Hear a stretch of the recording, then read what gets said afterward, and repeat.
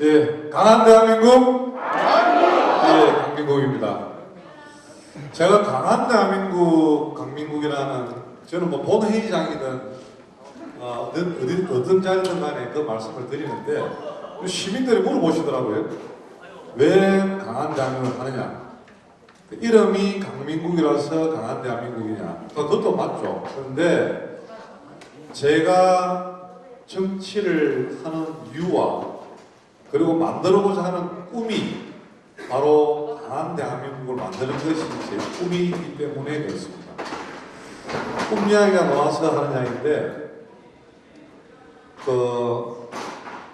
어느 5살 먹은 애가 있던데, 그 애 보고, 얘야, 너는 꿈이 뭐냐 물어보니까 그 애가 한 말, 꿈이 뭡니까?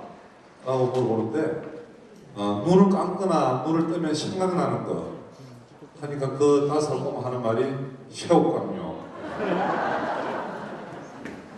강민국 새우깡의 꿈은 아닙니다만, 그런데 강한 대한민국을 만들고자 하면 어떻게 만들어야 되느냐, 이것이 제일 중요합니다. 국가란 무엇인가라는 것을 제가 부제로 나눴는데, 이 국가의 본질에 대해서는 이 뭐 오펜하이머부터 플라톤부터 오래된 국가의 본질에 대한 논쟁이 많았습니다. 논의가 많았고요. 거기에 대해서 이야기하기 힘들었는데, 그 국가를 구성하는 요소는 있죠. 세 가지 요소가 도전적인 방식으로. 첫째, 국가가 만들기 위해서 뭐가 있어야 되겠습니까? 예? 요거 답변 잘하면 상품권 나갑니다. 처음에는 예? 뭐 있었다고요? 국민이 있어야 되겠죠, 그죠? 국가를 구성하려면 국민이 있어야 돼요. 국민이 그러면은 활동할 때 뭐가 있어야 됩니까? 그렇습니다. 영토가 있어야 되겠죠, 영역이, 그죠? 그래서 우리 헌법은 대한민국의 영토는 한반도와 그 부수를 한다라는 얘기를 하죠. 다음에 뭐가 또 하나 있어야 되죠? 예? 야, 누구십니까? 우리 박총리, 우리 역시 정책위원회 우리 사무총장이 나오시네. 그다음 주권이 있어야 됩니다. 주권이 있고 그 간에 우리가 식민지냐 또는 피지배냐나 지배냐의 차이죠. 주권이란 무엇이냐면은 국가의 의사를 최종적으로 전반적으로 결정하는 최고의 권력을 주권이라는 이야기를 합니다. 그러니까 땅이 있어야 되고 영토가 있어야 되고 다음에 국민이 있어야 되고 그 다음에 주권이 있어야 만이 국가로 이루어지는 건데, 주권을 해서 주권은 왕에게 있으면은 그 국가 의사를 최종적으로 결정하는 거죠. 그러면은 그 최종 의사 결정이 왕에게 있으면은 그 무슨 주권이겠습니까? 군주 주권이죠. 그 다음에 그게 귀족들에게 있으면은 귀족 주권이고, 또 계급주의에 있으면 계급 주권이라고 필요 없습니다. 그러나 마르크스 레닌주의에서 얘기를 하는 건데, 우리 대한민국은 뭘 택하고 있겠습니까? 국민 주권을 하고 있죠. 그런데 국민 주권을 하는 나라가 많이 없어요. 의외로 우리가 뭐 국민 주권이라면은 우리는 당연하다고 생각하는데, 국민에게 그 힘이 있다는 건 당연하게 생각하는데, 지금 현재 세계를 봐도 실질적으로 보면은 러시아나 중국이나 많은 나라들이 실제로 이렇게 국민주권이 있는 나라가 많이 없다는 말씀드립니다. 그만큼 우리 대한민국이 위대한 정치 지도자인 박정희 대통령을 통해서 산업화를 이루어냈고, 그런 산업화의 바탕이 됐기 때문에 민주화가 이루어진 겁니다. 배고프고 먹고 못 사는데 국민 달러 3,000불 달러에서 무슨 민주화를 만들어낸단 말입니까? 그건 말도 안 되는 거예요. 밥을 한 끼 못 먹고 있는데 민주화는 말이 안 되는 이야기입니다. 제가 무항상 나중에 설명하겠습니다만, 그래서 지금 우리 대한민국은 이 모든 것이 민주화와 산업화와 민주화를 동시에 이룬 위대한 국가라는 말씀을 드리겠습니다. 하지만 지금은 도처에 그 위협이 갖춰져 있는데, 이게 어떻게 만들어가야 될 것이냐 하는 고민을 여러분들과 함께 하고 싶다는 겁니다. 그 국가도 마찬가지입니다. 우리 사람이 태어나고 그 다음에 청소년기를 가지고 그 다음에 청년, 장년, 노년, 사망까지 국가도 똑같은 절차를 우리 인간하고 똑같이 그 절차를 밟습니다. 한번 생각해 보시죠. 없어진 국가가 얼마나 많아요. 그죠? 우리 한반도에만 해도 뭐 고조선, 백제, 신라, 통일신라, 고려, 조선 다 망한 국가잖아요. 없어진 국가잖아요. 우리 영토와 민족은 그대로 남아있지만 그렇기 때문에 이 대한민국도 영원할 것이냐 또 강한 대한민국을 어떻게 만들 것이냐가 되게 중요하다. 근데 그 과정 중에서 성장 측면에서 가장 중요하고 어떻게 성장을 시킬 것이냐 중요한데 이걸 이제 우리 역사를 조금 돌이켜 볼 필요가 있습니다. 여러분 잘 아다시피 이 세계 역사가 보면은 인류 역사가 10,000년 또는 뭐 5,000년의 역사라고 얘기하는데 그 인류의 탄생은 20,000년 전이라고 하죠. 그런데 10,000년의 역사에 있어서 그동안 쭉 그대로 변화가 없었습니다. 인류의 역사에 있어서. 그런데 단 100년의 이 변화가 인류의 큰 변화를 가지고 오죠. 그게 뭐냐? 1740년부터 1840년까지 약 100년 동안 이어진 산업혁명이라는 거예요.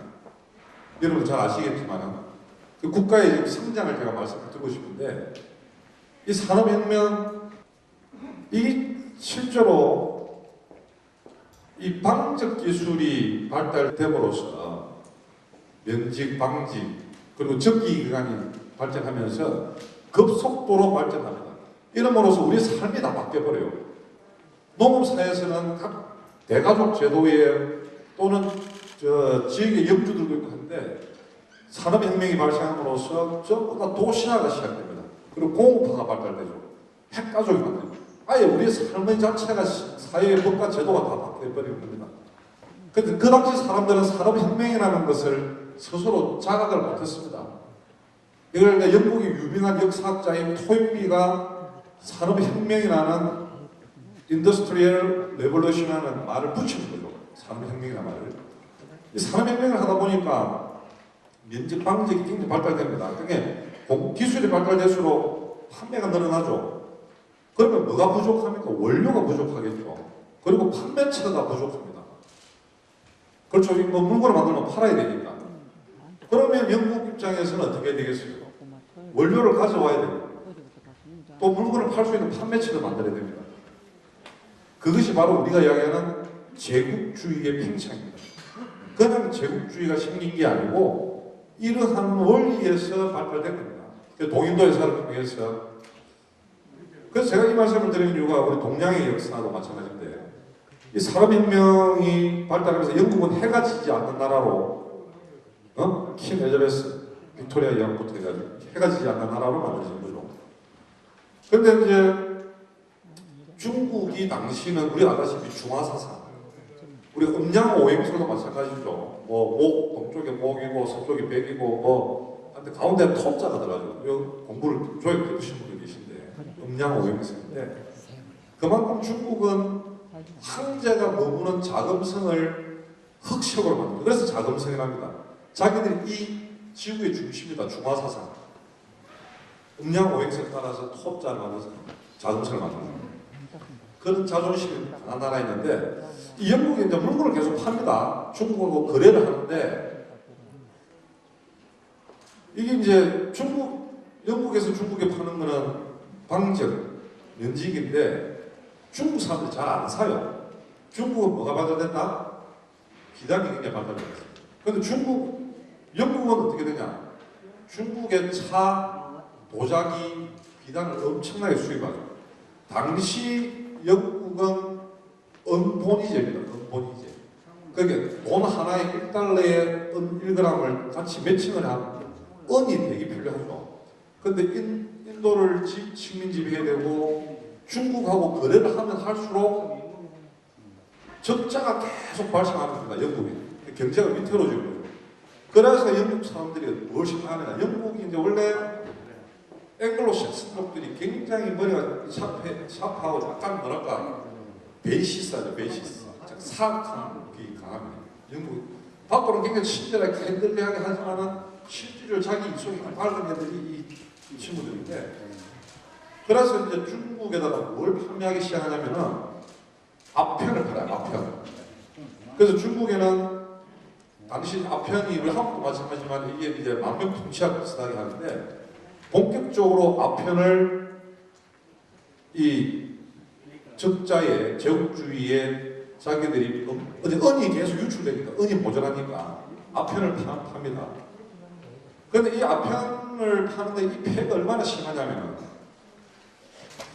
그래서 이제 이 아편 전쟁이 정말 우리 동양의 역사, 서양의 우리 역사에서 가장 중요한 이 국가의 성장하고 직결되는 건데, 아편 전쟁 전에는 동양이 중국이 자기가 최고라 생각했어요. 아편 전쟁을 통해서 이거는 종이 호랑이에 불과하고 이건 아무 힘없는 국가라는 것이 드러나는 거죠. 그래서 당시 얼마나 아편의 폐해가 심했냐면은 중국의 당시 상해에 아편을 파는, 아편 맞는 장소가 2,000개가 넘을 정도입니다. 그리고 압수한, 나중에 되겠는데 워낙 청나라도 이 문제가 심각하니까 황제가 칙서를 내죠. 섬차 대신이라고. 왕의 특명을 정권 대사라는 걸 섬차 대신에 왔는데 임칙서를 시켜서 이걸 조사해봐라 라고 하니까 400만 톤, 어마어마한 거죠. 400만 톤의 아편이 이미 수출했다는 거예요. 그래서 그걸 다 깔아놓은 거예요. 그래서 임칙서가 영국 배에 올라가서 아편을 걷어들여서 불을 타버립니다. 그게 바로 발생한 1차 아편 전쟁입니다.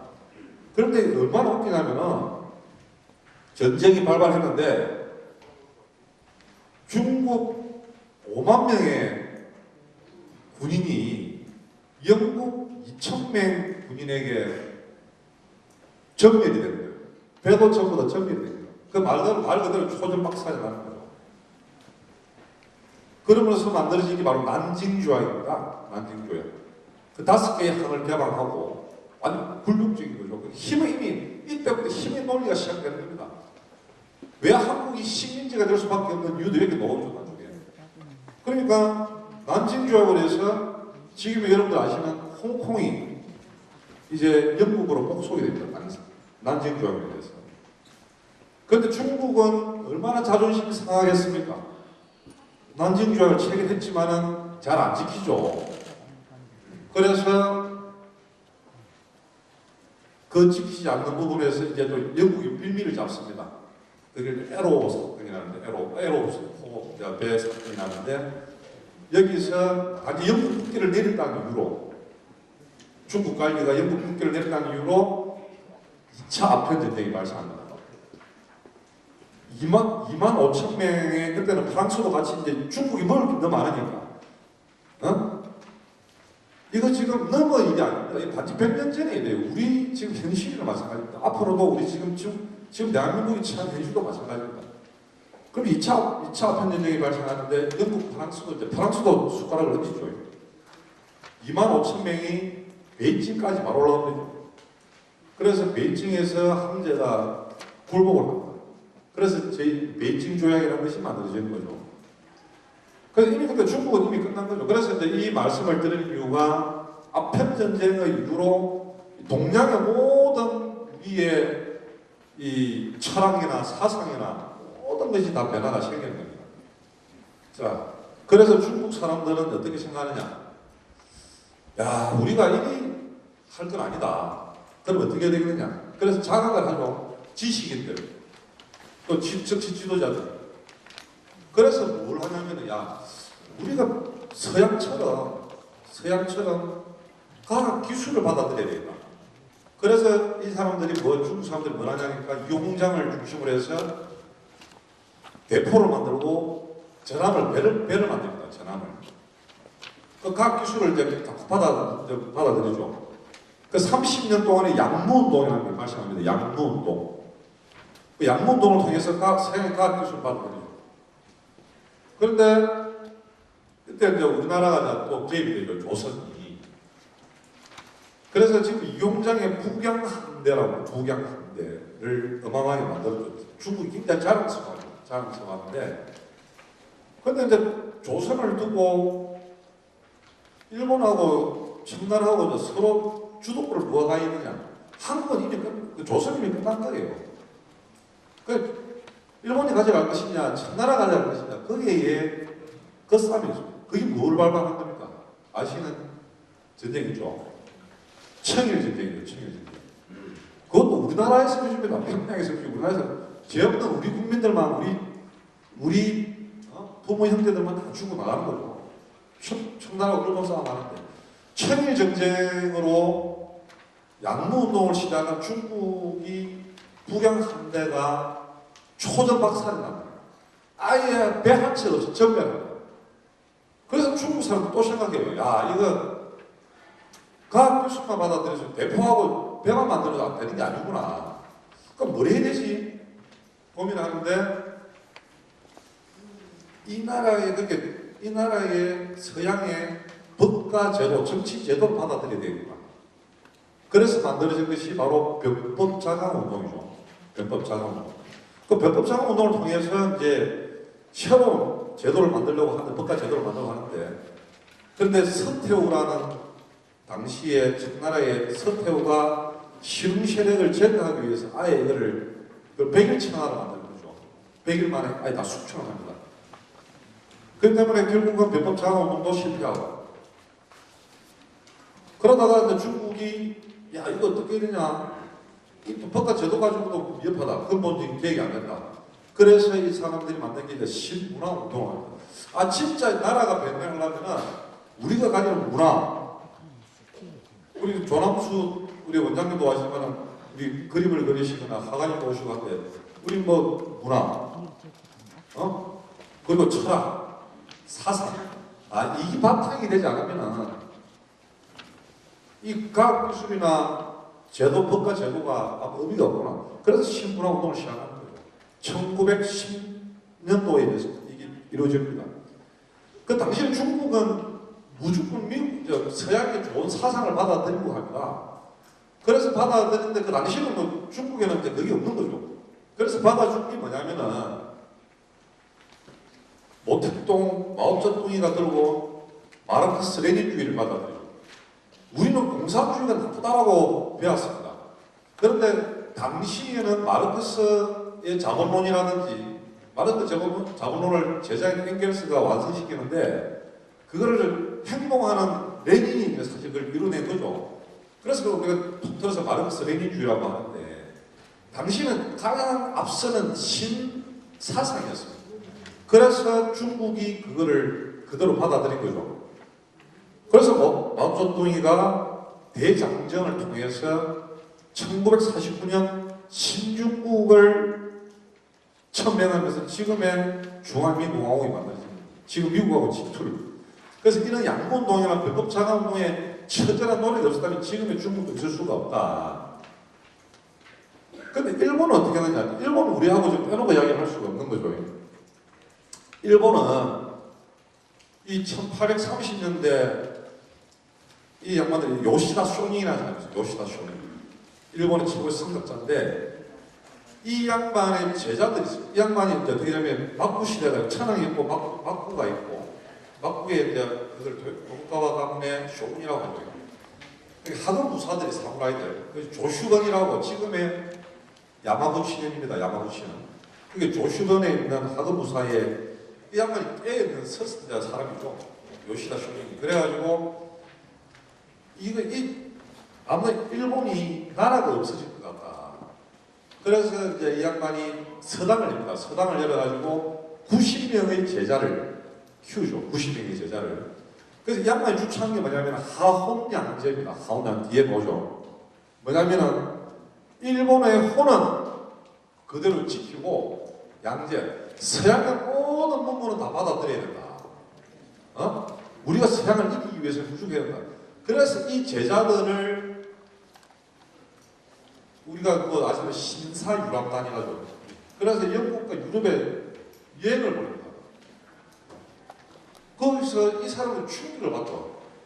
야, 이 서양은 이미 이거는 뭐 그냥 한 100년 차이가 나는 자기들도 보지도 못한 게 너무 많으니까 신세계 온 것 같은.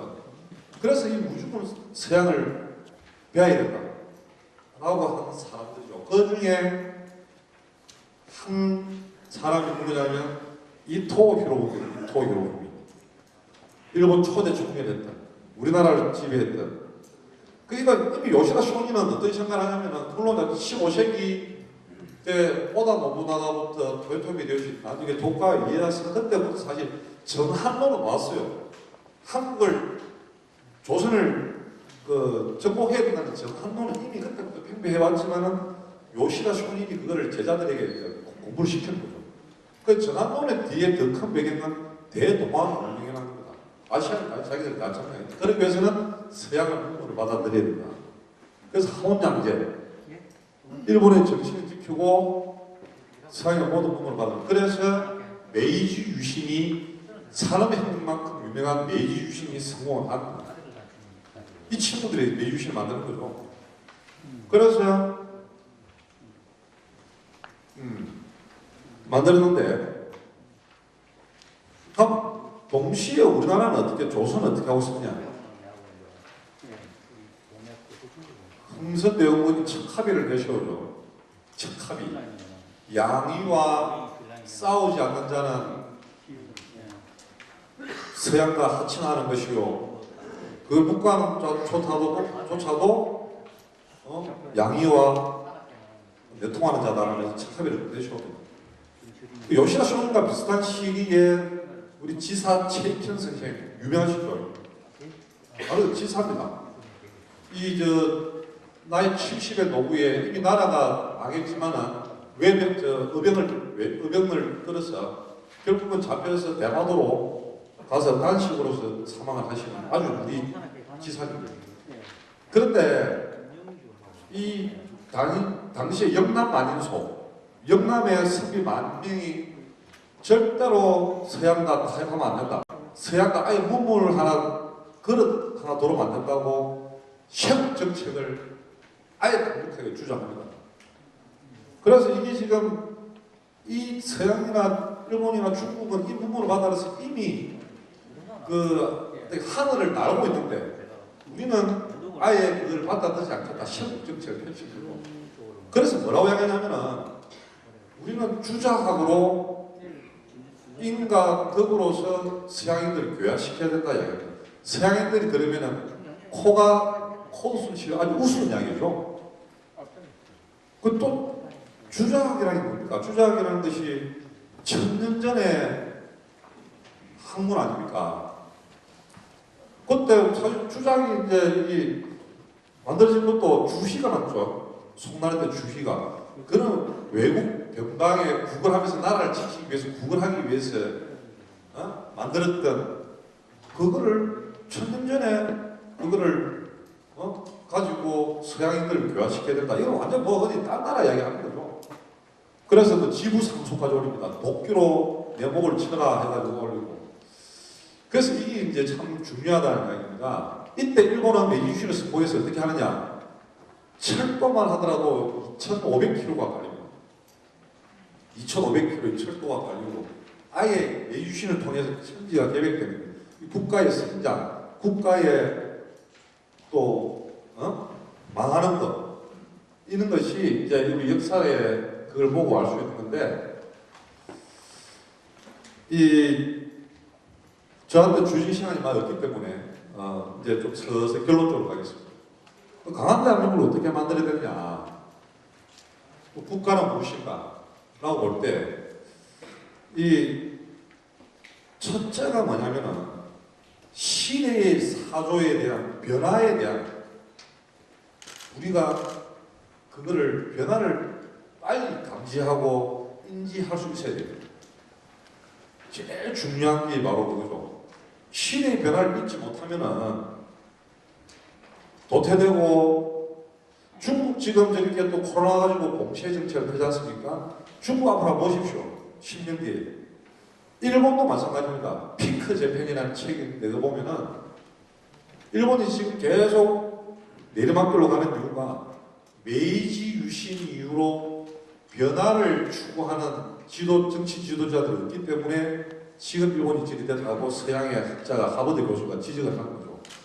그래서 우리가 변화를 시대의 사조, 변화를 굉장히 빨리 인지할 수 있게끔 우리의 그 시각을 키워야 됩니다. 기업도 마찬가지죠. 여기 기업을 하시는 분도 있으신데 기업의 성장과 발전 그리고 안정과 번영은 기업인들 스스로가 기꺼이 선택하는 새로운 도전과 변화에 대해서 그런 혁신을 이루어가는 과정이 있었기 때문에 가능한 겁니다. 거기 기업의 이윤이라는 것도 마찬가지예요. 기업의 이윤. 기업의 이윤도 그러한 새로운 혁신을 통한 변화를 통한 리스크를 안고 리스크에 대한 보상이 바로 그 기업의 이윤입니다. 기업 하시는 분들 세금 리스크 또 뭐 국제 정세 리스크 또 많은 리스크가 있지 않습니까? 우리 김기현 대표님 박수 한번 부탁드리겠습니다.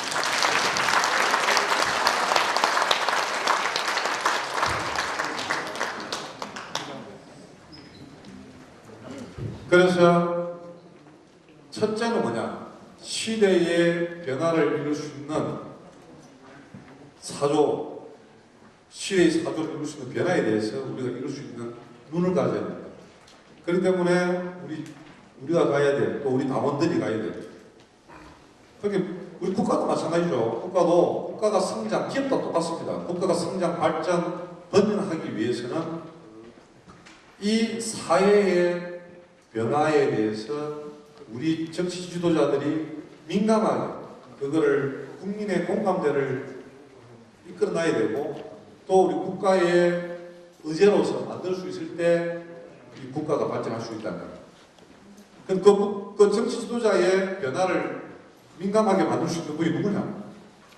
바로 여러분들입니다. 그래서 당원 교육을 통해서 또 각 우리 위원회를 통해서 당민국과 소통하고 의논함으로써 좋은 말씀을 해주셔야 됩니다. 그래서 제가 저번에 상평공단에 그 기업하시는 분들하고 아침 조찬하면서 누가 그 말씀을 하시더라고요.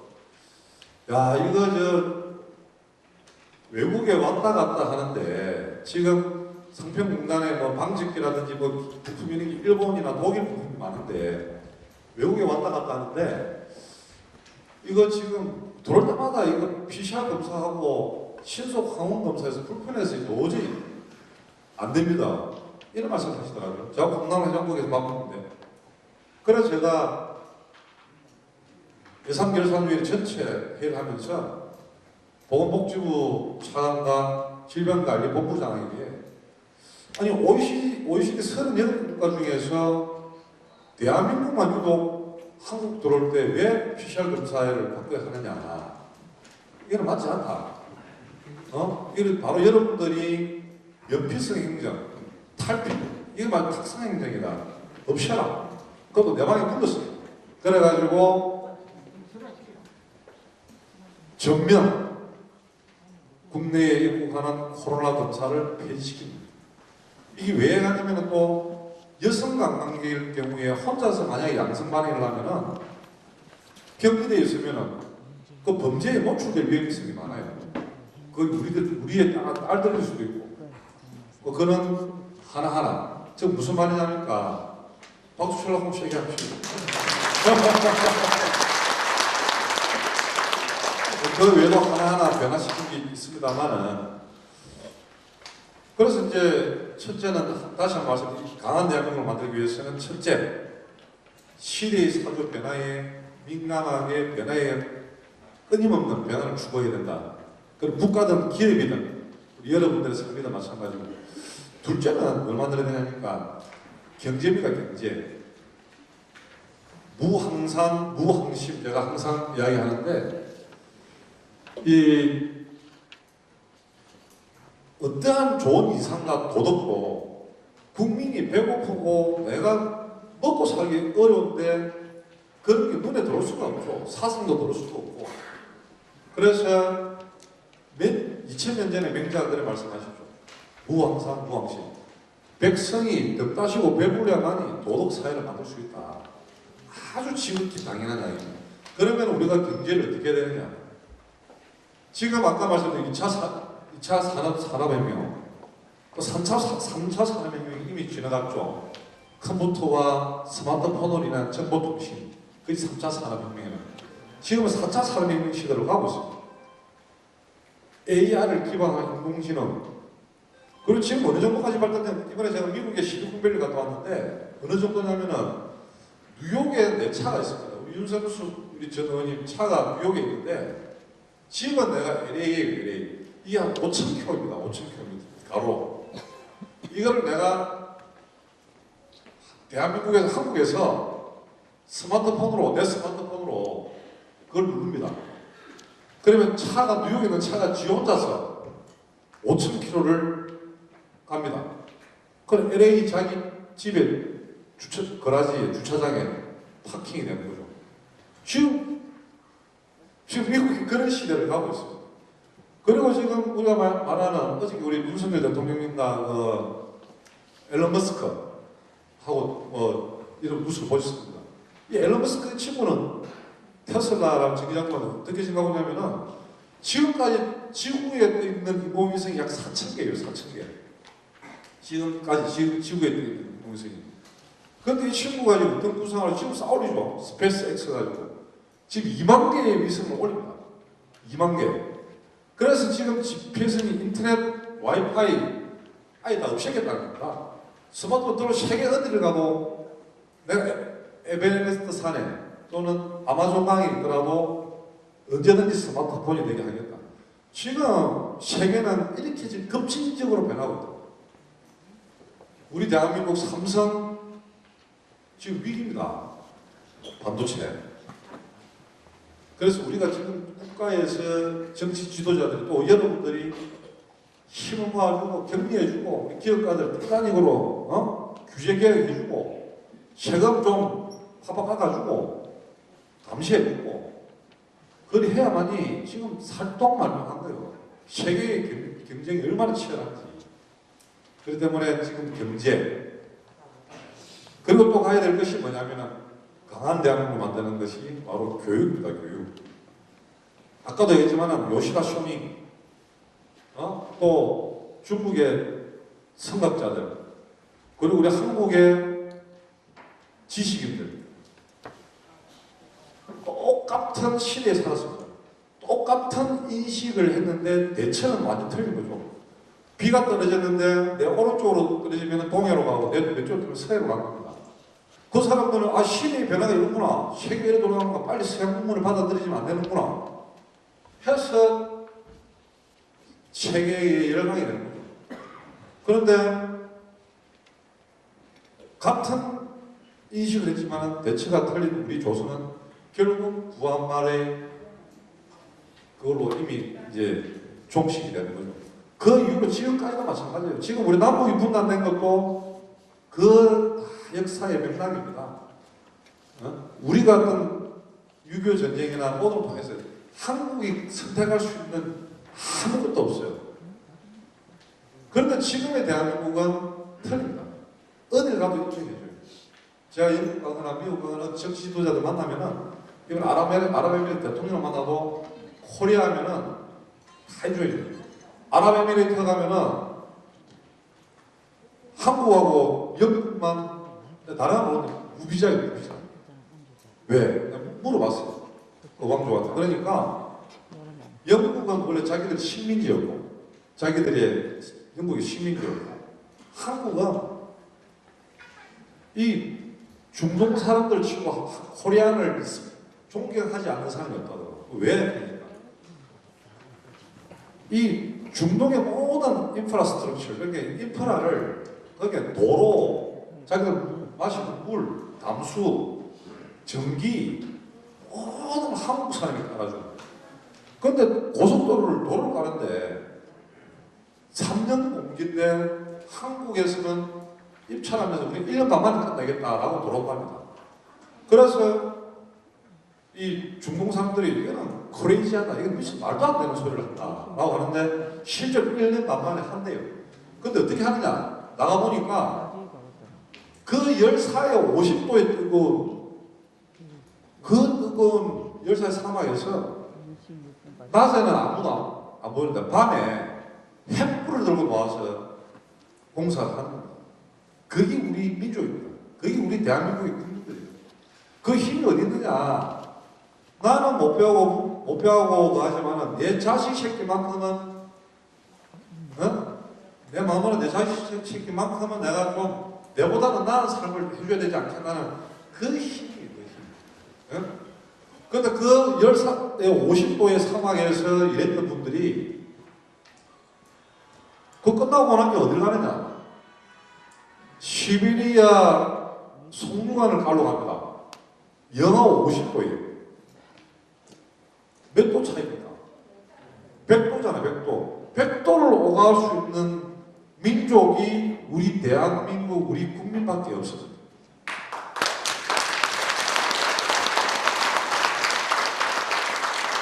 그렇게 지금 세계적으로 유대인과 대한민국, 우리 민족이 가장 비슷한 민족이라는 이야기를 많이 하죠. 유대인도 마찬가지입니다. 토라를 통해서 철저한 교육을 시킵니다. 그래서 제가 말씀드리고자 하는 것도 강한 대한민국을 만드는 길. 첫째, 변화에 민감해. 변화를 두려워해서는 안 된다는 것. 둘째, 경제를 올려야 된다는 것. 셋째가 바로 교육입니다.